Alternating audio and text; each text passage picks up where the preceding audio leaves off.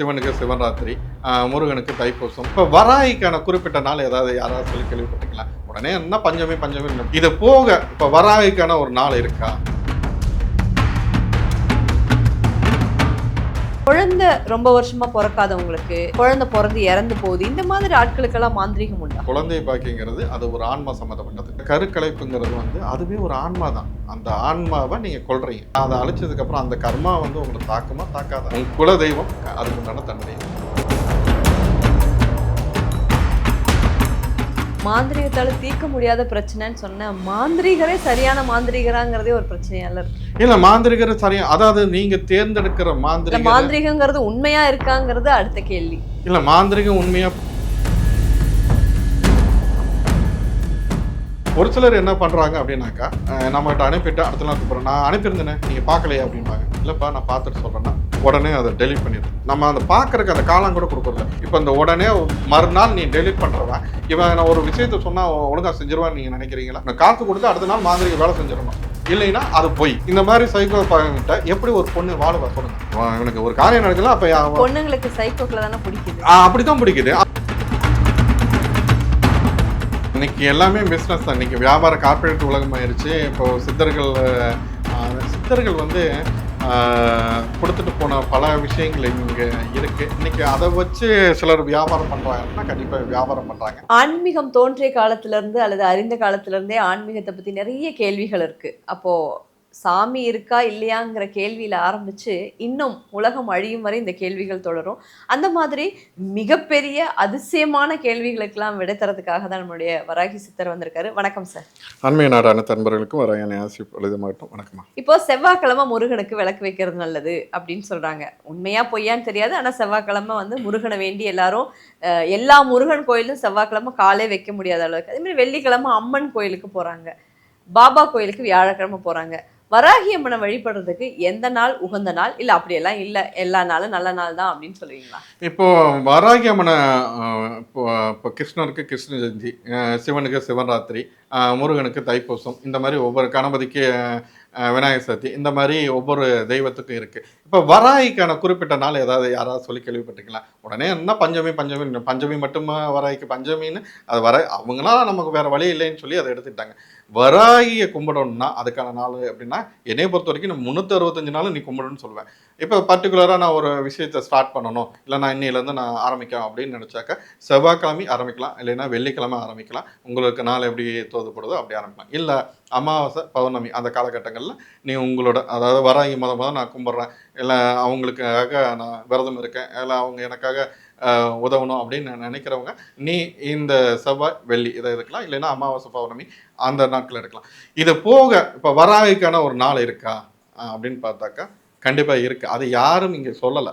இப்போ என்னென்னா இப்போது வராகி எதுக்கான தெய்வம்னு ஆரம்பத்தில் நான் சொல்லியிருக்கேன். என்னென்னா உழவு தொழிலுக்கானவங்க. இந்த உழவு தொழிலில் கற்றுக் கொடுத்தது அந்த தெய்வம் தான். அந்த காலகட்டம்னு பார்த்தீங்கன்னா ஆனி ஆடி இந்த காலகட்டங்களில் வரும். இப்போது இதில் ஒரு 42 ஆவணி 1ஆம் தேதி வராகிக்கான நாள். இப்போது அந்த நாளுக்கு முன்னாடி ஒரு 48 நாள் என்ன பண்ணலாம் அப்படின்னாக்கா, அதாவது இப்போ குழந்தை பாக்கியம் இல்லைன்னு சொல்கிறாங்க இல்லையா, பல பேர் குழந்தை பாக்கியம் இல்லைன்னு, இல்லை என்னோட குழந்தைக்கு இந்த மாதிரி என்னோட மூளை அந்த கேள்வி தான் உங்ககிட்ட கேட்டுகிட்டே இருக்கு. நான் இதை நீங்கள் செஞ்சு இதை செய்யுங்க அப்படின்னு தான் சொல்லுவேன். இப்போ நீ அதுக்கு தயாராகிக்கலாம் இல்லையா. குழந்தை பாக்கியம் இல்லைன்னு இன்றைக்கி பல பேர் சொல்லிகிட்டு இருக்காங்க. இப்போ அது போக ஏதாவது நோயால் நான் பாதிக்கப்பட்டிருக்கேன், இல்லை வேறு ஏதாவது எதிர்ப்பால் நான் பாதிக்கப்பட்டிருக்கேன், பெல்லி சூனியத்தால் பாதிக்கப்பட்டிருக்கேன், இந்த மாதிரி நினைக்கிறவங்க, இல்லை எனக்கு ஒரு இந்த பிரச்சனைக்கு தீர்வு வேணும்னு நினைக்கிறவங்க இந்த ஒரு இந்த காலகட்டம் நான் சொன்ன அந்த நாளில் இருந்து அதுக்கு முன்னாடி ஒரு 48 நாள் கணக்கு வச்சு அன்னைக்கு ஆவணி 1 அன்னைக்கு அதை முடிக்கிற மாதிரி நீங்கள் பார்த்துக்க. இந்த காலகட்டத்தில் விரதம் அவளுக்காக 48 நாள் நீங்கள் விரதம் இருங்க. நான் அதான் ஏற்கனவே நான் குறிப்பிட்டேன். இந்த பீரியட்ஸு அது இதுன்னு இந்த லொட்டு லோஸ்க்கெல்லாம் மற்றவங்க சொல்லலாம் தூக்கி தூர போட்டு உங்களுக்கு மனசார அந்த அம்மாவை நினச்சி நீங்கள் உட்காருங்க. உங்களோட காரியம் எண்ணியபடி என்ன மாதிரியே நடக்கும். இந்த ஒரு விஷயத்தை மட்டும் நீங்கள் செய்யுங்க. உங்களோட வாழ்க்கையில் அடுத்த கட்டத்துக்கு போவீங்க. வராகியை நம்பினவங்க எவனும் கெட்டு போனதா சரித்திரம் கிடையாது. இப்போ குழந்தை இல்லைன்னு சொல்லும்போது இன்னொன்று, நிறைய பேர் கோயிலுக்கு போகிறாங்க.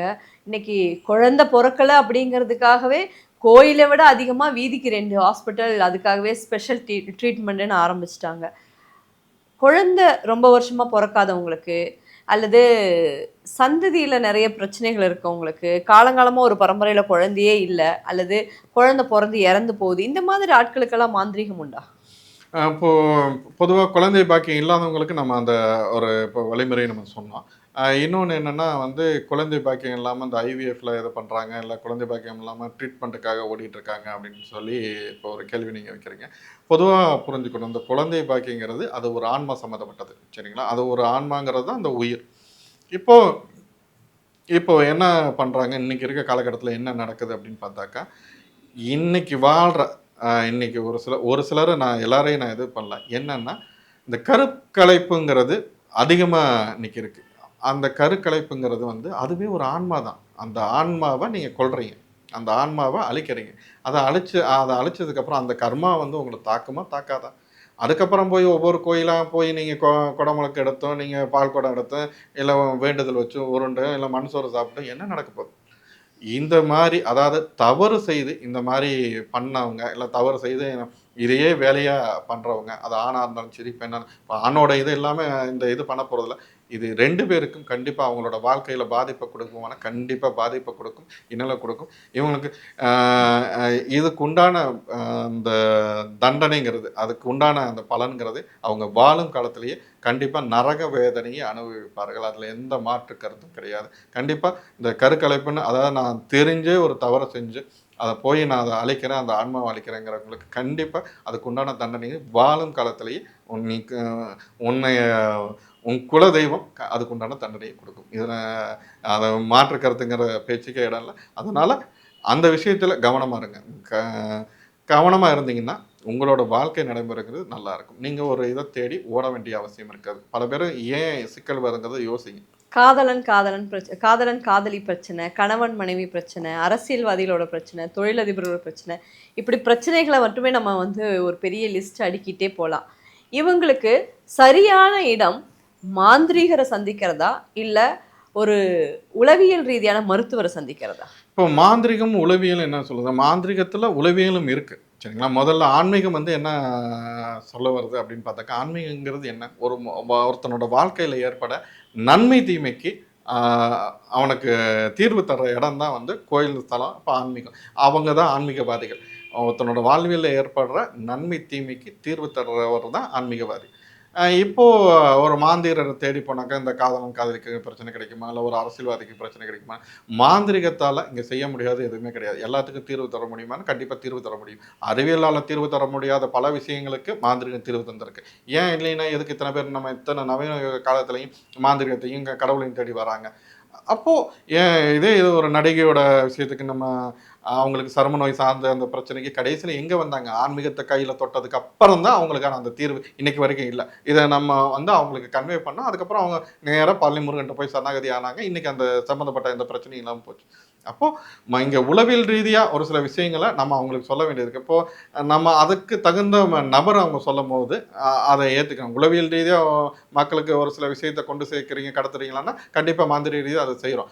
அது மட்டுமே அங்க வேலை கிடையாது. அதுக்கு மீறிய ஒரு அப்பன் அங்க தேவைப்படுது. என்னன்னா, அவங்களுக்கான பிரச்சனைக்கான தீர்வு. இப்போ உளவியல் ரீதியா நம்ம சொல்லிட்டோம், "ஏப்பா உனக்கு எல்லாம் சரியா இருக்கு, நான் சரியா போயிரும்னா" அவன் அடுத்த நாள் அதுக்கான விடையை தேடுவான் இல்லையா? அப்ப அது நடக்கிறதுக்கு உண்டான ஒரு மாந்திரிகன், சரியான மாந்திரிகன் இங்க தேவைப்படுறான். மாந்திரிக வித்தையால அவனோட பிரச்சனையை தீர்க்க முடியுமான்னா, கண்டிப்பா தீர்க்க முடியும்.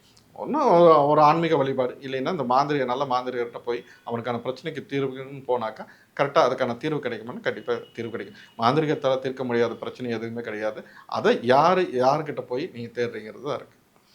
மாந்திரீகத்தால தீர்க்க முடியாத பிரச்சனைன்னு சொன்ன, மாந்திரீகரே சரியான மாந்திரீகராங்கிறதே ஒரு பிரச்சனையால இருக்கு. இல்ல மாந்திரிகர் சரியா அதாவது நீங்க தேர்ந்தெடுக்கிற இல்ல மாந்திரிகர் மாந்திரீகங்கிறது உண்மையா இருக்காங்கிறது அடுத்த கேள்வி. இல்ல மாந்திரீகம் உண்மையா பொய்யாங்கிறத நான் ஏற்கனவே சொல்லிட்டேன். ஒரு தெய்வ சக்தி இருக்கா இல்லைன்னா, வானியல் சாஸ்திரம் இருக்கான்னப்போ, ஒரு கிரகத்தால ஒரு ஒரு மனிதனோட வாழ்க்கையில தாக்கத்த கொடுக்க முடியுமா? தாக்கத்த கொடுக்க முடியுது. அப்போ ஒவ்வொரு விஷயத்தையும் நான் படிப்படியா நான் சொல்றேன். நீங்க அறிவியல் பூர்வமா ஒவ்வொன்னும் கேட்டாலும், ஒவ்வொன்னையும் நிரூபிக்கிறதுக்கு நான் தயார். நான் மத்தவங்க மாரி ஓடி ஒளியறது, இல்ல கைய பேசுங்கிட்டு, இல்ல நானே சொல்றேன். அந்த கதையே கிடையாது. வானியல் சாஸ்திரத்துல வந்து கடவுள் எங்க இருக்கான்? எப்படி இருக்கான்? எல்லா முதற்கொண்டு ஆன்மாவ முதற்கொண்டு பேசுறதுக்கு நான் தயார். அதுக்கு உண்டான நீங்க கேட்கிற கேள்விக்கு நான் பதில் சொல்லிட்டு இருக்கேன். இப்போ மாந்திரிகர் யார நம்புறது அப்படிங்கிற மாரி இதுக்கு நான் விளக்கம் சொன்னேன். இருந்தாலும் மறுபடியும் நான் சொல்றேன். வித்தை காட்டுபவன் மாந்திரீகன் கிடையாது. அவன் நீ போனா உன்னோட பிரச்சனைக்கு தீர்வு தருவான் தான் மாந்திரிகன். இங்கே போனால் நடக்குதுன்னு. அப்போ ஒரு சிலருக்கு வந்து எந்த ஒரு மாந்திரிகனும் தான் தோற்று போகணும்னு எவனும் வேலை செய்யவே மாட்டான். நான் இதை இந்த வேலையை செஞ்சாக்கா இது நடக்கணும்னு தான் நினச்சி எல்லாரும் இது பண்ணுவாங்க. யாரும் தோற்று போகிறதுக்கு இங்கே யாரும் வேலை செய்கிறது கிடையாது. எல்லாரையும் நம்ம குறையும் சொல்லிட முடியாது. இங்கே மாந்திரிகர் பொய்யா அப்படின்னு பார்த்தாக்கா மாந்திரிகர் சில பேர் பொய் இருக்க தான் செய்கிறாங்க, நீங்கள் தேர்ந்தெடுக்கிற நபரை பொறுத்து. அடுத்தது வந்து இங்கே மாந்திரிகத்துக்காக வராங்க இல்லையா அந்த நபர்களோட, இப்போ இன்னைக்கு எனக்கு என்னோட மொபைல் நான் எடுத்து காட்டுறேன். பார்த்தீங்கன்னாக்கா ஒரு ஒரு 500 பேர் கூப்பிட்ருக்காங்க அப்படின்னு பார்த்தாக்கா நான் என்ன கேட்பேன், அவங்களோட டீட்டெயில் கேட்பேன். என்ன பிரச்சனை, ஜாதகம் அனுப்புங்க அப்படின்னு சொல்லுவேன். இப்போ நான் ஒருத்தர்கிட்ட பேசணுன்னா குறைஞ்சது 1/4 மணி நேரத்துலேருந்து, அவங்கனால எனக்கு ஆதாயம் இருக்கு இல்லை, என்னை மதிச்சு கூப்பிட்றாங்கன்னா அவங்ககிட்ட இருந்து பேசுறதுக்கு எனக்கு 1/4 மணி நேரத்துலேருந்து 1/2 மணி நேரம் தேவைப்படும். ஒவ்வொருத்தருக்கு சில பேர் 2 மணி நேரம் கூட பேசுவாங்க, வெளிநாட்டிலேருந்து பேசுறவங்க 2 மணி நேரம். அப்புறம் ஏன்னா ஒருத்தர் நம்பி கூப்பிட்றான், அவனுக்கு வேற வழி இல்லை, அவனுக்கு வடிகால் தேவைப்படுது, அவனுக்கு உண்டான சொல்யூஷன் நம்ம சொல்லிட்டு இருக்கோம். இப்போ ஒரு சிலர் என்ன பண்றாங்க அப்படின்னாக்கா, நம்மகிட்ட அனுப்பிட்டு அடுத்த நாள் கூப்பிட்றேன், நான் அனுப்பியிருந்தேனே நீங்கள் பார்க்கலையா அப்படிம்பாங்க. இல்லைப்பா நான் பார்த்துட்டு சொல்கிறேன்னா உடனே அதை டெலீட் பண்ணிடுது. நம்ம அதை பார்க்கறதுக்கு அந்த காலம் கூட கொடுக்குறதில்ல. இப்போ ஏற்பட்டவனுக்கு இந்த மாதிரி ஒரு எண்ணம் உள்ளவனுக்கு இவனுக்கு காரியம் எப்படி நடந்துருக்குறீங்க. ஒரு மாந்திரிட்ட போகிறான்னு பார்த்தீங்கன்னா 2 நாள் பார்ப்பான். இவன்லாம் எங்கே போய் ஏமாறுறாங்க அப்படின்னாக்கா, இந்த 1 நாளில் வசியம், 2 நாளில் வசியம், 3 நாளில் பொண்டாட்டி வந்துடுவா, 4 நாளில் காதலி வந்துடுவா, 18 நாளில் இது நடந்ததுன்னு சொல்கிறாங்க பார்த்தியா. இந்த மாதிரி சொன்னாவே இது நடக்காத ஒரு காரியம். இதை நம்ம இந்த புரிதல் இன்னைக்கு யாராவது படிக்காதவன் எவனாவது இருக்கானா? எல்லாம் படிச்சிருக்கா. அப்புறம் படித்தவன் ஏன் முட்டாளாக இருக்கா? ஒரு மனதை மாற்றுறதுன்னா அவ்வளோ சீக்கிரத்தில் மாற்றிட முடியுமா? அப்போ பண்ணுறதெல்லாம் நம்ம இது பண்ணிட்டு அப்போ அவன் தப்புன்னா எல்லாத்துக்கும் ஒரு கால நேரம்னு ஒன்று இருக்குது. ஒரு 48 நாள் விளக்கு போட்டு சாமி கும்பிட்டு இங்கே யார் பண்ணுறா? இப்போ இந்த உடனே மறுநாள் நீ டெலிட் பண்ணுறவன் இவன் ஒரு விஷயத்த சொன்னால் ஒழுங்காக செஞ்சிருவான்னு நீங்கள் நினைக்கிறீங்களா? உனக்கு இதுக்கே பொறுமை இல்லை. நான் உனக்கு விளக்கேற்றி ஒரு 48 நாள் சாமி கும்பிட சொன்னா நீ கும்பிட்டுருவாங்கிறீங்களா? இப்போ இந்த மாதிரி ஆட்களுக்கு எப்படி நடந்துடும்? எனக்கு காசு கொடுத்து அடுத்த நாள் மாந்திரிக வேலை செஞ்சிடணும், இல்லைன்னா அது போய் நம்மளை திருத்திக்காத வரை நீங்கள் எந்த மாந்திரிட்ட கடவுளே முன்னாடி வந்துட்டீங்கனாலும் உனக்கு எந்த காரியமும் நடக்க போகிறது. அப்போ நமக்கு பொறுமையும் நம்மளை திருத்திக்கிற உண்டான இந்த மாதிரி சைக்கோ பாகிட்ட எப்படி ஒரு பொண்ணு வாழுவா சொல்லுங்க? இவனுக்கு ஒரு காரியம் நடக்கலாம். அப்போ பொண்ணுங்களுக்கு சைக்கோக்களை தானே பிடிக்குது. அப்படித்தான் பிடிக்குது. அப்போ அதுக்குண்டான பாதிப்பு யாருக்கு வருது? கடைசியில் என்னை எப்படி பண்ணிட்டான் அப்படி பண்ணிட்டான்னு வந்து நின்றுட்டு இருக்காங்க. அப்போ நமக்கு ஒரு புரிதல் வேண்டும். இந்த மாதிரி எதுக்குமே மாந்திரியத்தையாக இருந்தாலும் சரி, ஆன்மீகத்தை கையில் எடுத்தாலும் சரி, ஒரு நான் சொன்னேன், எனக்கு சித்தியாகிறதுக்கு கிடந்தது 2 வருஷ காலகட்டம் ஆச்சு.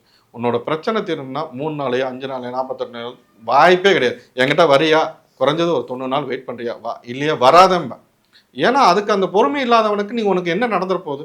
அதுக்கு வாய்ப்பே கிடையாது. ஆனால் இப்போ இங்கே இருக்க ஒரு கூபத்தில் அந்த அம்மா எனக்கு கூப்பிட்டாங்க. 1 வருஷத்துக்கு முன்னாடி நான் ரொம்ப கஷ்டப்பட்டு என்னோட 1 கிராம் தங்கத்தை கூட அடமானம் வச்சுட்டு வாழ வழி இல்லாமல் இருந்தேன். அதுக்கப்புறம் ஒரு வாய்ப்பில் நான் ஒரு வராய்க்கு எனக்கு போட்டோ வாங்குற காசு இல்லை, நான் வராய்க்கு தீபம் ஏற்றி நான் வழிபாடு செய்ய ஆரம்பித்தேன். இன்னைக்கு நான் நிம்மதியாக இருக்கேன். 1 கிராம் தங்கனால என் காதுலையும் கழுத்துலையும் இருக்குது. அதுக்கு காரணம் நான் கும்பிட்ட வராகி தெய்வம். அப்போ அந்த அம்மாவுக்கு வேலை செஞ்ச தெய்வம் உனக்கு வேலை செய்யாதா? அப்போ யாருக்கிட்ட தப்பு இருக்குது? அந்த அம்மா ஒரு மாந்திரிட்டையோ மற்றவங்ககிட்டயோ காசு கொடுத்து இது பண்ணல. ஒரு தெய்வத்தை நம்பினா நான் சொன்னேன் இப்படி சாமி கும்பிடுமா. நான் இன்றைக்கி பலருக்கு நான் சொல்கிறேன், நீ என்கிட்ட வா, இதை பண்ணு அதை பண்ணுன்னு சொல்லி தீபத்தை போட்டு விளக்கேற்று நம்பிக்கை கண்டிப்பாக உன்னை காப்பாற்றும். அதாவது உண்மையான நம்பிக்கையாக இருக்கணும், தெய்வத்துக்கு மேலே பற்று கொண்டு இருக்கணும். இப்போ அந்த அம்மா இன்னைக்கு சொல்லுது, நான் நிம்மதியாக இருக்க சாமி, அடுத்து நான் வீடு கட்டினா. அப்புறம் வேற ஒரு கோரிக்கை வச்சு, அம்மா அம்பானியாக இருந்தாலும் சரி, அதானியாக இருந்தாலும் சரி, நிம்மதிங்கிற ஒரு விஷயத்தை ஓடிட்டு இருக்கானுங்க. நீங்கள் ரஜினிகாந்தாக இருந்தாலுமே நிம்மதியாக தேடி தான் ஓடிருக்கேன். நீ நிம்மதியாக வாழ்றன்னு சொல்கிற, அதுவே உனக்கு பெரிய விஷயம். வராகி கொடுத்து பாக்கி அதை கரெக்டாக காப்பாற்றிக்க அப்படின்னு. அப்போ ஒவ்வொருத்தருக்கும் நம்மளோட வழிபாடு, நம்மளோட ஒழுக்கம் தான், நம்மளோட பொறுமை தான் நம்மளை அடுத்த கொண்டு போகும். சித்தர்களும் மாந்திரிகர்களும் இருக்கிற இடமே ஒரு காலகட்டத்தில் தெரியாது. சித்தர்கள்லாம் எங்கே வாழ்ந்தாங்க அப்படின்னு வரலாற்று கதைகளை இப்போ தான் நம்ம படிக்கிறோம். ஏன்னா அவங்க வந்து ஏதாவது குகைக்குள்ளேயோ காடுகளுக்குள்ளேயோ மலைகளுக்குள்ளேயோ இருந்தாங்க. அதே மாதிரி மாந்திரீகவாதிகள் வந்து நம்ம வரலாற்றில் தான் படிச்சிருக்கோம், இப்படியெல்லாம் இருந்திருக்காங்க, இப்படியெல்லாம் பண்ணுவாங்கன்னு. இன்னைக்கு அது ஒரு பிஸ்னஸ் ஆயிடுச்சா? இல்லை, இன்னைக்கு எல்லாமே பிஸ்னஸ் தான். இன்னைக்கு வியாபார கார்பரேட் உலகம் ஆயிடுச்சு. இப்போ சித்தர்கள் வந்து கொடுத்துட்டு போன பல விஷயங்கள் இங்கே இருக்குது. இன்றைக்கி அதை வச்சு சிலர் வியாபாரம் பண்ணுறாங்கன்னா கண்டிப்பாக வியாபாரம் பண்ணுறாங்க. இன்னொரு அதுக்கு முன்னாடி ஒரு சில விஷயத்தை இங்கே நம்ம புரிஞ்சுக்கிறோம். நம்ம நாட்டை வந்து ஆங்கிலேயர் வந்து அடிமைப்படுத்திட்டான், நம்மளை வந்து செல்வத்தை கொள்ளையடிச்சிட்டு போகிறதுக்காக இங்கே வந்தான், கொள்ளையடிச்சிட்டு போயிட்டான் அப்படிங்கிற மாதிரி எல்லாரும் நினச்சிட்டு இருக்காங்க. முதல்ல நம்மளோட அறிவு சொத்து, அதாவது இங்கே இருக்கிற ஏட்டையும் சரி, இங்கே இருக்க அந்த எழுதி வச்ச ஓலைச்சுவடுகளும் சரி, இதை தான் அவன் கொள்ளையடிச்சிட்டான். இவனுக்கு எப்படி இந்த அளவுக்கு இன்னைக்கு இருக்க ரசவாதத்துலேருந்து, இன்னைக்கு இருக்க அணுக்கொள்கையிலேருந்து, குவாண்டம் தியரியில் அத்தனையும் அன்னைக்கு எழுதி வச்சுட்டு போயிட்டான். அன்னைக்கு அது தியரியா இல்லை, இன்னைக்கு அதை கொள்ளையடிக்கிறதுக்கு தான் வந்தவன். இப்போ நான் ஒரு வீட்டை கொள்ளையடிக்க போகிறவன் இந்த நாய்க்கு பிஸ்கட் போட்டுட்டு உள்ளே இருக்கிறத கொள்ளையடிப்பான். அதே மாதிரி தான் இங்கே நம்மளோட சொத்துக்களை கொள்ளையடிச்சானா கொள்ளையடிச்சான். அது கூட நம்ம கொள்ளையடிச்சுன்னு நம்மளோட அறிவுசார் சொத்து. அதில் மிச்சம் இருந்த இலங்கையில் இருந்த ராவண தேசத்தில் இருந்த ஓலைச்சுவடுகள் இதையும் எரிச்சானுங்க. ஏன்னா தமிழ் சமயம், அதாவது இந்த தமிழ் குடிகள் வந்து வெளியில் தெரிஞ்சிடக்கூடாது, அவங்களோட அறிவுசார் சொத்து வந்து இல்லை, நாங்கள் தான் அறிவாளின்னு காட்டிக்கிறதுக்கு இங்கே பல பேர் முற்படுறாங்க. அதுக்கு ஒரு சில கூட்டம் இங்கே வேலை செய்யுது, அதுதான் உண்மை. இன்னொன்று என்னென்னா, இது சார்ந்து என்ன பேசணுன்னா நிறைய பேசலாம். சித்தர்களை வச்சு இல்லை அதை சார்ந்து எதை வச்சு இங்கே சம்பாதிக்கிறாங்க, அதை சார்ந்து ஒரு சில வேலைகள் பண்ணாலும் ஒரு சிலர் வந்து அமைதியாக இருக்காங்க. அவங்க அதாவது நல்லது செய்கிறவங்களும் இங்கே நிறைய பேர் இருக்காங்க. ஒரு சில கழுசரைகளால் ஒரு சிலரை வந்து நம்ம கெட்டவங்கள நம்ம பார்க்க வேண்டியதாக இருக்குது. ரொம்ப நன்றி சார். என்னுடைய எல்லா கேள்விகளுக்கும், என்னுடைய கேள்வின்னு சொல்ல முடியாது, மக்கள் கிட்ட இருக்கிற பல கேள்விகளை என்னோட வழியா நான் உங்ககிட்ட முன் வச்சிருக்கேன். ரொம்ப பொறுமையான, நான் பிஸ்னஸ்ன்னு கேட்டணும் நீங்கள் டென்ஷனாகி அடிக்கலாம் வந்துடுவீங்க நினச்சிட்டே தான் கேட்டேன். இருந்தாலும் அது மக்களுக்கு இருக்கக்கூடிய கேள்விகள் தான், அதுக்கெல்லாம் பொறுமையாக பதில் சொல்லியிருக்கிறீங்க. ரொம்ப நன்றி. நன்றி.